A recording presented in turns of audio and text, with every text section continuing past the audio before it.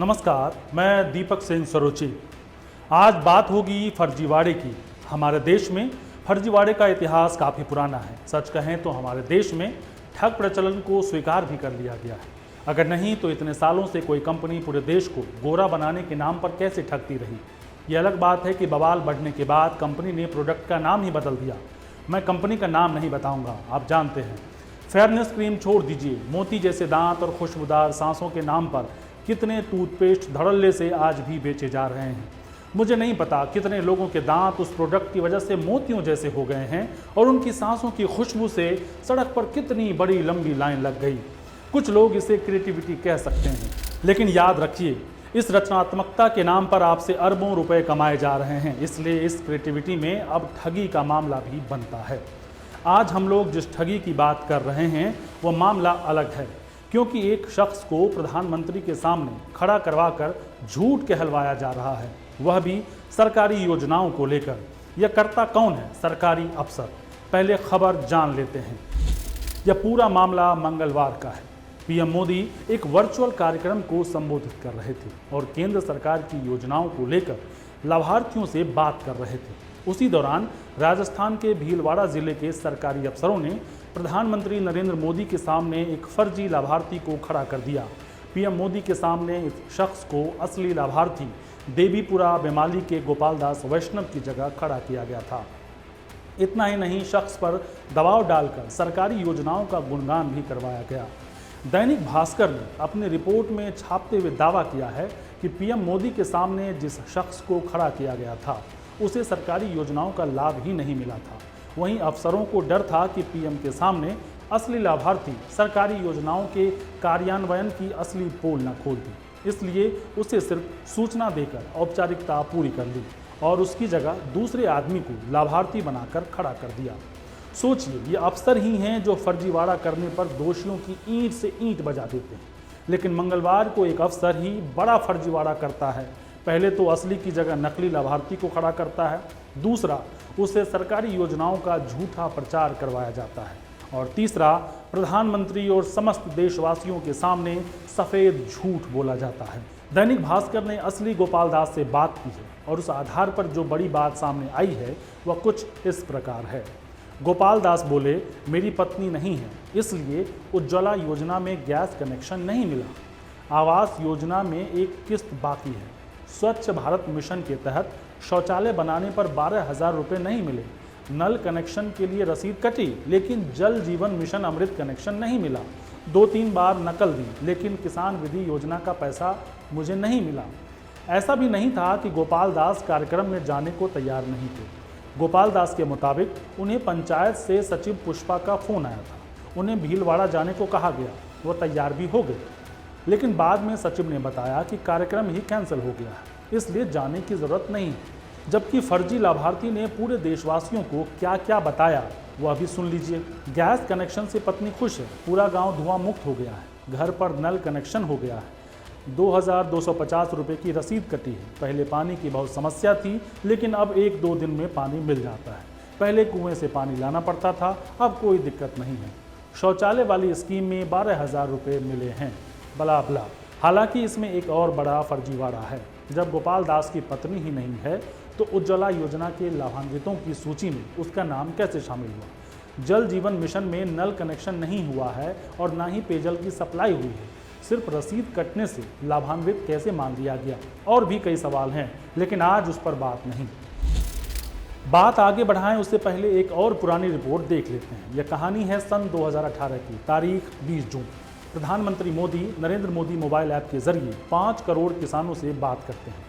इस दौरान छत्तीसगढ़ के कांकेर जिले के कन्हारपुरी गांव की एक महिला चंद्रमणि कौशिक ने प्रधानमंत्री मोदी से बात करते हुए कहा था कि पहले के मुकाबले अब उन्हें ज़्यादा मुनाफा हो रहा है और उनकी आय दोगुनी हो गई है।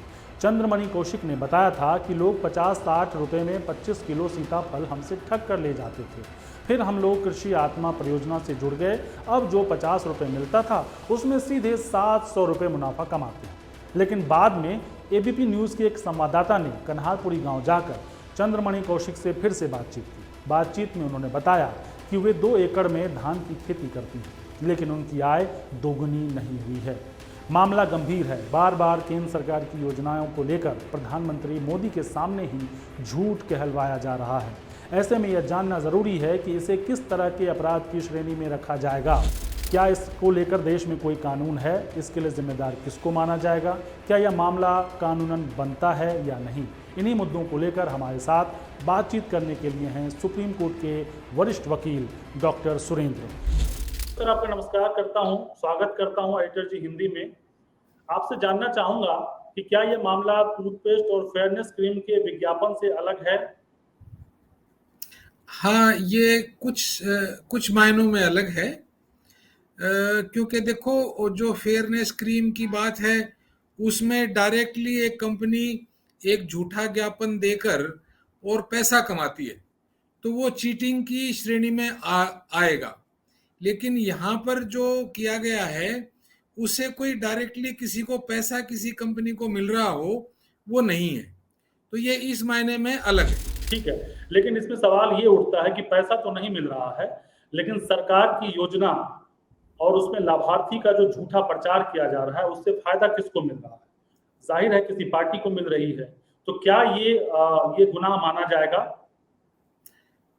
देखिए, इसके ऊपर मैं आपको बताऊं, जो पब्लिक सर्वेंट्स हैं जिन्होंने उस आदमी को तैयार किया, झूठ बोलने के लिए कहा, वो सब तो सीसीएस कंडक्ट रूल्स हैं 1964 के, उनके रूल 3 में उनके खिलाफ ये कानूनी कार्रवाई बनती है। कंडक्ट रूल्स के अंदर उनके खिलाफ जो है डिपार्टमेंटल एक्शन बनेगा रूल 3 में, जो ये कहता है कि हर public servant absolute integrity maintain करेगा और कोई भी ऐसा काम नहीं करेगा जो एक अच्छे पब्लिक सर्वेंट को नहीं करना चाहिए। तो ये तो बात हुई उन लोगों की जो पब्लिक सर्वेंट हैं जिन्होंने जानबूझ के किसी आदमी को तैयार किया झूठ बोलने के लिए और झूठ बोला गया। अब मैं आता हूं दूसरी बात पर। हमारे देश में ये एक विडंबना है कि यदि एक आम आदमी कोर्ट में झूठ बोल दे, झूठा एफिडेविट दे दे, तो उसके खिलाफ एक्शन बनता है। और जैसे मैंने अभी आपको बताया कि अगर पब्लिक सर्वेंट किसी सरकारी कार्य के दौरान कोई झूठ बोल दे तो वो अनबिकमिंग ऑफ ए सर्वेंट में उसके ऊपर डिपार्टमेंटल एक्शन बनता है। और यदि हम किसी भी फॉर्म में किसी सरकार को कोई झूठी सूचना दे दें तो हमारे ऊपर कहीं ना कहीं एक मुकदमा चलने की संभावना होती है, एक क्रिमिनल ऑफेंस बनता है। लेकिन हमारे कानून कुछ इस ढंग से बने हैं कि जो पॉलिटिकल लीडर्स हैं, जो राजनीतिक पार्टियां हैं, उनको झूठ बोलने का एक तरीके से लाइसेंस है। वो कोई भी झूठ बोले, कितना भी मिस रिप्रेजेंट करें, उनके लिए कोई सेक्शन अभी तक बना नहीं है। जी सर, पॉलिटिकल पार्टी पे आएंगे हम लोग। उससे पहले आपको बताऊं, जो मंगलवार की घटना है, जो राजस्थान के भीलवाड़ा की घटना है, उसमें बताया गया है कि जो लाभार्थी के नाम पे जिसको खड़ा किया गया था वो गलत आइडेंटिटी के साथ खड़ा किया गया था। जिस गोपाल दास की बात की गई है असल में वो गोपाल दास है ही नहीं। तो एक तो आप ये कर रहे हैं कि आप किसी दूसरे आदमी को गलत आइडेंटिटी से खड़े कर रहे हैं, वो भी प्रधानमंत्री मोदी के सामने, वो भी सरकारी योजनाओं के गुणगान के लिए। इसको आप अपराध की किस श्रेणी में रखते हैं? देखिए, ये असल में अपराध की श्रेणी में नहीं आएगा। अपराध तब बनता जब आप किसी दूसरे आदमी का इम्पर्सोनेशन करते और किसी से चीटिंग करते। अब मैं आपको अपना नाम डॉक्टर सुरेंद्र सिंह हुड्डा की बजाय मैं बोलूं कि मैं नरेंद्र हुड्डा हूं, या मैं कोई अपना और नाम बता दूं, तो मैंने कोई ऑफेंस नहीं किया। लेकिन अगर मैं दूसरा नाम बता के आपसे कोई लाभ ले लूं उस नाम के रौब में या उस नाम के कवर में, तो 419 में जो है इम्पर्सोनेशन फॉर चीटिंग उसमें आ जाएगा। अब चूंकि इस व्यक्ति ने सिर्फ झूठ बोला, उस झूठ बोलने से इस व्यक्ति को खुद को कोई लाभ नहीं हुआ, कोई चीटिंग नहीं हुई, तो ये क्रिमिनल ऑफेंस की श्रेणी में उस आदमी के लिए नहीं आएगा। अफसर के लिए? हाँ, ऑफिसर्स के लिए आएगा। ऑफिसर्स के लिए मैंने अभी बताया था आपको कि सीसीएस कंडक्ट रूल्स में रूल 3 में स्पेसिफिकली प्रोवाइडेड है और उन ऑफिसर्स के ऊपर चार्जशीट लगनी चाहिए, उनके ऊपर चार्ज बनता है, डिपार्टमेंटल एक्शन के ऊपर बनता है। अगर धारा के तहत जानने की कोशिश करें तो किस सेक्शन में क्या दफा लगेगा और क्या क्या धारा लगेगा इन ऑफिसर्स पे? देखिए, धारा नहीं लगेगी, ये क्रिमिनल ऑफेंस नहीं है, ये एक पब्लिक सर्वेंट की ड्यूटीज का ऑफेंस है, ये उनकी सर्विस कंडीशंस का वोलेशन है। क्रिमिनल ऑफेंस की डेफिनेशन में ये नहीं आएगा, क्योंकि कोई चीटिंग नहीं हुई, किसी को कोई डायरेक्ट फाइनेंशियल बेनिफिट नहीं हुआ। उसमें जो चीटिंग का जो सेक्शन है इम्पर्सोनेशन का, उसके दो पार्ट होते हैं। एक तो आप दूसरे का रूप इख्तियार करें, दूसरा वो रूप इख्तियार करके आप खुद को कोई बेनिफिट पहुंचाएं या दूसरे को नुकसान पहुंचाएं। यहाँ पे दूसरे आदमी का रूप तो इख्तियार कर लिया, लेकिन ना तो खुद को बेनिफिट पहुंचाया ना किसी दूसरे को नुकसान पहुंचाया। तो नहीं, इसलिए ये आपने जी जी आप क्रिमिनल बोलिए। ऑफेंस में तो नहीं आएगा, लेकिन ये एक unbecoming of a public servant departmental action इनके खिलाफ बिल्कुल बनता है। जी, आपने कहा सर इससे लाभ किसी को नहीं पहुंचाया जा रहा है। मेरा ये कहना है कि अगर प्रधानमंत्री मोदी कोई कार्यक्रम आयोजित कर रहे हैं और उसमें ये लाभार्थी से कहलवाया जा रहा है कि मुझे इस योजना का फायदा मिला है, तो निश्चित रूप से वो लाभ पहुंचाने वाली बात होगी, तभी उसको बुलवाया जा रहा है। नहीं तो इतने हजारों में एक व्यक्ति को क्यों बुलाया जा रहा है? आपको नहीं लगता कि ये किसी और तरीके से किसी पार्टी को सरकार में बनाए रखने के लिए लाभ पहुंचाने की बात है? हाँ, ये एक दूसरा पहलू है इसका, कि उस व्यक्ति को दूसरे आदमी का नाम लेके खड़ा करने के लिए कुछ दिया गया होगा, कहाँ से दिया गया, क्या दिया गया, कैसे उसको मनाया गया, वो एक जरूर ऑफेंस आएगा। वो तो उसमें तो कई सारे क्रिमिनल ऑफेंसेस हो जाएंगे, चीटिंग भी हो जाएगा, उसमें फोर्जरी भी हो जाएगा, उसमें उसमें तो कई ऑफेंसेस आ जाएंगे। लेकिन मैं लेकिन यही जानना चाह रहा था, क्योंकि मैंने आपको एक एग्जांपल दिया कि छत्तीसगढ़ में भी इसी तरह से एक महिला किसान को बुलवाया गया कि उसकी आय दोगुनी हो गई। बाद में एबीपी न्यूज के रिपोर्टर वहां गए थे पड़ताल करने, तो उन्होंने बताया कि मुझसे अफसर ने कहा था ऐसा प्रधानमंत्री के सामने झूठ बोलने का।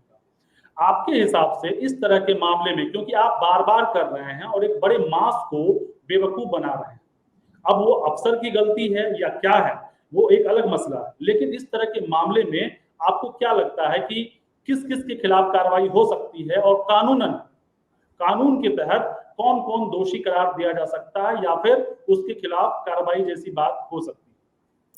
देखिए, कानून के तौर पे तो केवल वो जो पब्लिक सर्वेंट्स हैं उनके खिलाफ ही एक्शन हो सकता है, और किसी के खिलाफ कोई क्रिमिनल एक्शन नहीं हो सकता।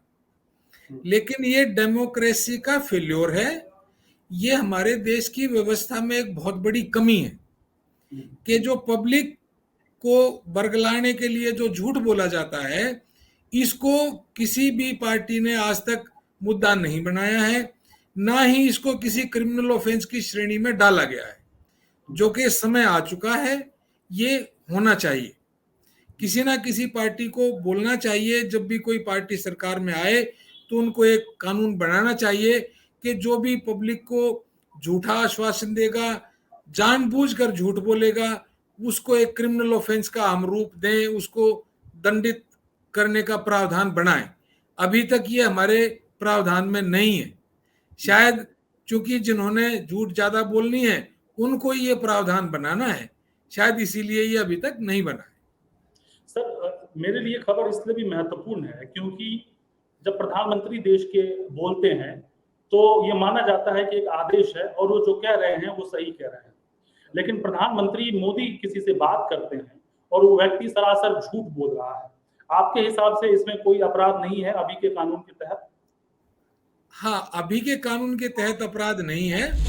वैसे मैं ये बता दूं आपको कि जब कोई पॉलिटिशियन बोलता है, वो चाहे प्रधानमंत्री हो, चाहे कोई मंत्री हो, चाहे कोई विपक्ष के नेता हो, तो जनता ये बिल्कुल नहीं मानती कि ये सच होगा। सबको पता है कि ये बहुत झूठ बोलते हैं, हमारे राजनीतिक सिस्टम में झूठ बोलने की प्रथा है, तो ऐसा नहीं है कि लोग इनको सच मानते हैं, ऐसा मुझे लगता है। नहीं, मैं लोगों की बात नहीं सर, मैं कानूनन जानना चाहता हूँ। लोग क्या सोचते हैं उस पर चर्चा तो होती रहती है, मैं कानूनन जानना चाहता हूँ। कानूनन ये आज तक क्रिमिनल ऑफेंस नहीं है, ये खुल के झूठ बोल सकते हैं और कोई कानूनी बंधन अभी तक नहीं है। अभी तक नहीं।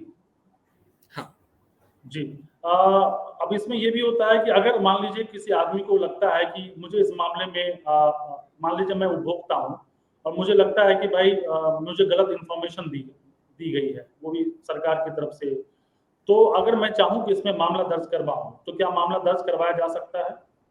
क्योंकि मैं एज अ उपभोक्ता मैं महसूस कर रहा हूँ कि उज्ज्वला गैस योजना की बात हो या कुछ हो, आपने झूठ बोला है, मेरे पास भी नहीं पहुंचा और आप जो कह रहे हैं वो भी गलत है, तो क्या इस मामले में कोई ऑफेंस बनता है क्रिमिनल? देखिए, ये आप दो चीजों को मिक्स कर रहे हैं, कंज्यूमर और क्रिमिनल। क्रिमिनल में तो नहीं बनता। कंज्यूमर की भी मैं बता दूं आपको, जो कंज्यूमर प्रोटेक्शन एक्ट है हमारा, उसमें सर्विस प्रोवाइडर एक होता है, एक सर्विस लेने वाला होता है।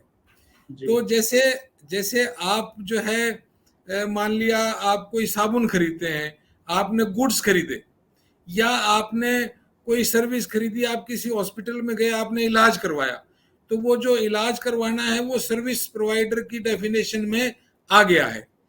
जो राजनीतिक पार्टी है या जो सरकार है, सरकार अभी तक सर्विस प्रोवाइडर की डेफिनेशन में नहीं है। जैसे लॉयर्स नहीं है। कोई ना कोई समय आएगा जब जब ये सरकार भी जो है वो सर्विस प्रोवाइडर की डेफिनेशन में आए और जो ये वायदा करें वो सर्विस ना दें, तो इनके खिलाफ भी कोई एक्शन बने। लेकिन अभी तक ना ये सर्विस प्रोवाइडर हैं, ना तो कंज्यूमर प्रोटेक्शन एक्ट में आते हैं, ना ही कोई क्रिमिनल ऑफेंस है। तो आज की डेट में इनको जनता को बरगलाने की, झूठ बोलने की एकदम छूट है। कानूनी तौर पे कोई लगाम नहीं है। मतलब कुल मिलाकर आपकी बातचीत से जो लग रहा है कि नेता हो मंत्री हो, क्योंकि नेता से मंत्री अलग हो जाते हैं, आप एक पद पे होते हैं, कोई मंत्री अगर झूठ बोल रहा है तो उसके खिलाफ कोई कार्रवाई नहीं हो सकती कानूनन? नहीं हो सकती। विडंबना है लेकिन सच है, क्या कर सकते हैं, कानून नहीं है अभी तक।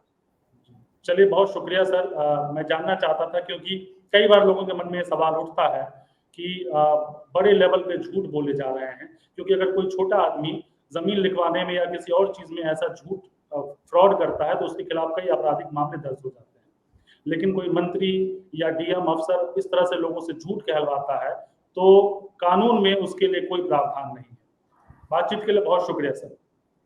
आपने इतना अच्छा टॉपिक चुना और मुझे यहाँ पे बोलने का मौका दिया, इसके लिए आपका धन्यवाद।